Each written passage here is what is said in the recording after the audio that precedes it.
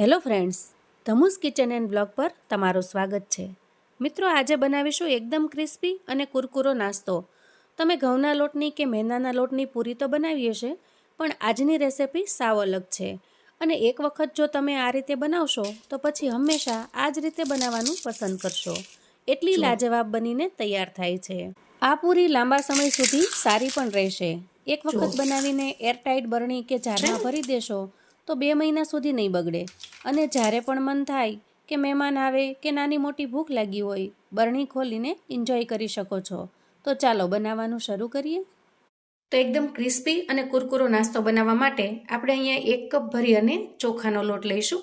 તો અહીંયા રૂટીનમાં જે ચોખાનો લોટ બજારમાં દળેલો મળે છે એ પણ તમે લઈ શકો છો, અથવા તો ઘરે પણ તમે ચોખાનો લોટ બનાવીને તૈયાર કરી શકો છો. તો અહીંયા મેં 1 કપ જેટલો ચોખાનો લોટ લીધો છે. એને આપણે ડીશમાં કાઢી લઈએ. તો અહીંયા આપણે આ કપ છે એનું માપ સેટ કરીશું અને એ પ્રમાણે જ રેસિપીમાં આગળ વધીશું. તો અહીંયા જે કપથી આપણે ચોખાનો લોટ લીધો છે એ જ આખો કપ ભરી અને પાણી લઈશું. હવે આ પાણીને ગરમ કરતાં પહેલાં આપણે એમાં મસાલા કરીશું. તો સૌથી પહેલાં એમાં આપણે સ્વાદ પ્રમાણે મીઠું એડ કરીશું. 1 ચમચી જેટલો અહીંયા મેં અજમો લીધો છે, એ અજમાને એડ કરીશું. તો અહીંયા તમે જીરું વાપરી શકો છો અને અથવા તો અજમા પણ વાપરી શકો છો. અજમા અને જીરું બંને વાપરી શકો છો, પણ અજમાનો ટેસ્ટ ખૂબ જ સરસ આવે છે, એટલા માટે મેં અહીંયા અજમા વાપર્યા છે. 1 ચમચી જેટલા ચીલી ફ્લેક્સ લીધા છે, એને પણ ઉમેરી દેશું. અને 1 ચમચી જેટલી અહીંયા મેં કલોંજી લીધી છે. અહીંયા તમે કાળા તલનો પણ ઉપયોગ કરી શકો છો, પણ મારી પાસે કલોંજી અવેલેબલ હતી એટલે મેં કલોંજી વાપરી છે. હવે આ મિશ્રણની અંદર આપણે 2 ચમચી જેટલું તેલ ઉમેરીશું. અહીંયા થોડી ઝીણી સમારેલી કોથમીર છે, એને હું ઉમેરું છું. કોથમીરથી એકદમ સરસ લુક આવે છે, એટલા માટે થોડી કોથમીર મેં ઉમેરી છે. અને બધી જ વસ્તુને આપણે હવે સારી રીતે મિક્સ કરી લઈએ. હવે જઈશું આપણે ગેસ તરફ અને આ પાણીને આપણે ગરમ થવા મૂકીશું. હવે અહીંયા જો ગેસ ઓન કરી અને મેં પાણી ગરમ થવા માટે મૂકી દીધું છે. તો ધીરે ધીરે આ પાણી ગરમ થઈ જાય પછી આપણે એમાં ચોખાનો લોટ ઉમેરીશું. પાણી સરસ ગરમ થઈ ગયું છે. હવે આના અંદર હું થોડી અમથી હળદર ઉમેરીશ, જેથી કરીને નાસ્તાનો કલર છે એ ખૂબ જ સરસ બનીને તૈયાર થશે. અને બધી જ વસ્તુને આપણે મિક્સ કરી લઈએ. હવે આ રીતે પાણી ગરમ થઈ જાય એટલે આપણે ચોખાનો લોટ છે એને એમાં ઉમેરી દઈશું અને પછી લોટને પાણીની અંદર મિક્સ કરી લેશું. તો આ રીતે બધો જ લોટ છે એને આપણે પાણીની અંદર મિક્સ કરી દેવાનો છે. અને લોટ મિક્સ થઈ જાય એટલે ગેસની ફ્લેમને આપણે બંધ કરી દઈશું.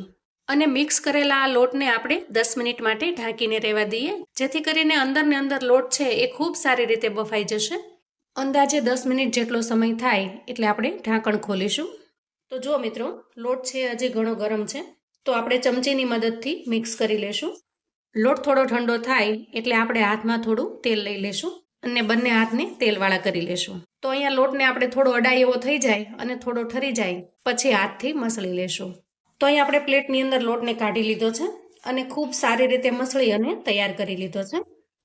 તો આ રીતે મસળીને તૈયાર કરવો ખૂબ જ જરૂરી છે, તો જ એના અંદરનું બાઇન્ડિંગ આવશે, નહીંતર બાઇન્ડિંગ નહીં આવે.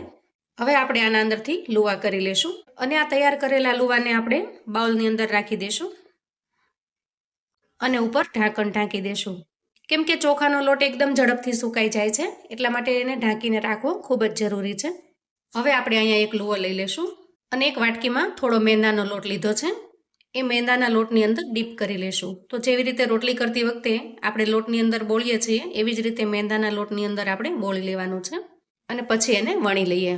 તો અહીં જુઓ, આપણે એકદમ મોટી અહીંયા રોટલી જેવું વણી લીધું છે અને એની થિકનેસ જુઓ, ખૂબ જાડી પણ નથી અને સાવ પતલી પણ નથી, એટલી થિકનેસ આપણે રાખી છે. હવે આપણે આમાંથી એક સરખી સાઈઝની પૂરી છે એને કાઢી લેશું. તો અહીંયા તમે જુઓ, અવળી સાઈઝની પૂરી બનીને તૈયાર છે. તો અહીંયા તૈયાર થયેલી બધી જ પૂરીને આપણે અલગ કાઢી લઈએ અને આ રીતે એક પ્લેટની અંદર મૂકી દઈએ. અહીંયા વધેલો લોટ છે એને ફરીથી મિક્સ કરી દેશું અને એને ફરીથી લુવો બનાવી લેશું અને એમાંથી પાછી પૂરી વણી લેશું. તો આ રીતે બધા જ લોટમાંથી આપણે મોટી રોટલી જેવું વણી લેશું અને એને એક સરખી સાઈઝની પૂરી છે એમાંથી કાઢી લેશું. તો અહીંયા જુઓ, આપણે બધી જ પૂરી છે એ વણીને તૈયાર કરી લીધી છે અને આવી રીતે તમે ઉપરા ઉપરી મૂકશો ને તો પણ ચોંટશે નહીં, કેમ કે આપણે મેંદાનો લોટ આમાં યુઝ કરેલો છે. અને તમે ચોખાના લોટની ક્રિસ્પી અને કરારી પૂરી પણ કહી શકો. એકદમ સરસ બનીને તૈયાર થાય છે. હવે આપણે જઈએ ગેસ તરફ. હવે અહીંયા ગેસ ઓન કરી અને મેં કઢાઈ મૂકી છે અને એમાં તેલ ગરમ થવા માટે મૂકી દીધું છે. તો અહીંયા આપણે ચેક કરી લઈએ કે તેલ ગરમ થયું છે કે નહીં. તો જુઓ, તેલ સરસ ગરમ થઈ ગયું છે, પણ આપણે આ નાસ્તો બનાવવા માટે તેલને ખૂબ સારી રીતે ગરમ કરવું પડશે, એટલે હજી થોડી વાર માટે આપણે તેલને ગરમ થવા દેશું. હવે જુઓ, થોડી વાર પછી આપણે ફરીથી ચેક કરીએ. તો જો આ રીતે તરત જ ઉપર આવી જાય એટલે સમજવાનું કે તેલ છે એ સારી રીતે ગરમ થયું છે. તો અહીં આપણે ચોખાના લોટનો નાસ્તો બનાવ્યો છે, અને ચોખાનો લોટ છે જો તેલ તમારું બરાબર ગરમ નહીં થયું હોય તો વધારે પડતું તેલ પી જશે, એટલા માટે એકદમ સરસ તેલ આવી જાય પછી જ આપણે આ નાસ્તો છે એને તેલમાં ઉમેરીશું. તો હવે સરસ રીતે તેલ ગરમ થઈ ગયું છે અને આપણે નાસ્તો છે એને તેલમાં ઉમેરી દઈએ. તો અહીંયા થોડી વાર આપણે તેલમાં એમને એમ થવા દેશું અને પછી જ આપણે પલટાવીશું. તો અહીં આપણે પૂરીને અલટાવી પલટાવી અને બંને બાજુ એકદમ સરસ ગોલ્ડન બ્રાઉન કલરની કરી લેવાની છે. અહીં તમે જોઈ શકો છો કે કલર એકદમ સરસ આવી ગયો છે. તો આ રીતે ગોલ્ડન બ્રાઉન કલરની થઈ જાય એટલે આપણે પૂરી છે એને કાઢી લેશું, અને આ રીતે આપણે બધી જ પૂરીને તળી લઈએ. તો અહીં તમે જોઈ શકો છો એકદમ સરસ બનીને તૈયાર થાય છે. તો અહીં આપણે એક સાથે જાજી પૂરી પણ નહીં નાખીએ, 2-3 પૂરી છે એને જ તળીશું, કેમ કે એક સાથે જાજી પૂરી ભેગી કરીશું તો બધી પૂરી ભેગી થઈ જશે. તો એકદમ ક્રિસ્પી અને કરારી ચોખાના લોટની પૂરી તૈયાર છે. અહીંયા તમે જુઓ એકદમ કરારી બનીને તૈયાર થઈ છે. માત્ર 1 જ કપ ચોખાના લોટથી આપણે આટલી બધી પૂરી બનાવીને તૈયાર કરી છે. અહીંયા તમે જુઓ, અવાજ સાંભળી શકો છો, એકદમ ક્રિસ્પી છે એ અવાજ આવી રહ્યો છે. તો આ રીતે ક્યારેય પણ આવી સરસ મજાની ક્રિસ્પી અને કરારી પૂરી ખાવાનું મન થાય તો તમે આ પૂરી બનાવીને તૈયાર કરી શકો છો. ખાવામાં ખૂબ જ મજેદાર લાગે છે. ચાની સાથે અથવા તો સાંજના નાસ્તા માટે પણ આ પૂરી એકદમ પરફેક્ટ છે. હવે અહીં જુઓ કેટલી સરસ ક્રિસ્પી થઈ છે એ હું તમને બતાવું. જુઓ, અને મિત્રો ચાની સાથે તો આ પૂરી ખાવાની ખૂબ જ મજા પડી જાય એવી તૈયાર થાય છે. જુઓ એકદમ સરસ ક્રિસ્પી બનીને તૈયાર થાય છે. એની ક્રિસ્પીનેસ જોઈને તમને ચોક્કસથી બનાવવાનું મન થશે. તો મિત્રો જેવી રીતે ક્રિસ્પી છે ને એવી જ રીતે ટેસ્ટમાં એકદમ લાજવાબ બને છે અને ખૂબ જ ટેસ્ટી અને ક્રન્ચી લાગે છે. સાંજના નાસ્તામાં અથવા તો બાળકોના ટિફિન બોક્સમાં પણ તમે આ બનાવીને તૈયાર કરી શકો છો, અને સવારે ચાની સાથે પણ તમે એન્જોય કરી શકો છો. તો મિત્રો એક વખત ચોક્કસથી ઘરે ચોખાના લોટની આવી સરસ મજાની ક્રિસ્પી ને કરારી પૂરી બનાવીને તૈયાર કરજો અને મને ફીડબેક આપજો કે તમને આજની રેસિપી કેવી લાગી છે. તો મિત્રો 2 થી 3 વસ્તુનું ધ્યાન રાખશો તો એકદમ સરસ બનીને તૈયાર થશે, ખાસ કરીને લોટ બાંધવામાં અને તળવામાં. આ બંને વસ્તુનો જો ખ્યાલ રાખશો અને માપ પ્રમાણે કરશો તો એકદમ સરસ ક્રિસ્પી અને કરારી પૂરી બનીને તૈયાર થશે. તો મિત્રો આવું અવનવું જાણવા માટે ચેનલ પર જો તમે નવા છો તો ચેનલને સબસ્ક્રાઈબ કરો.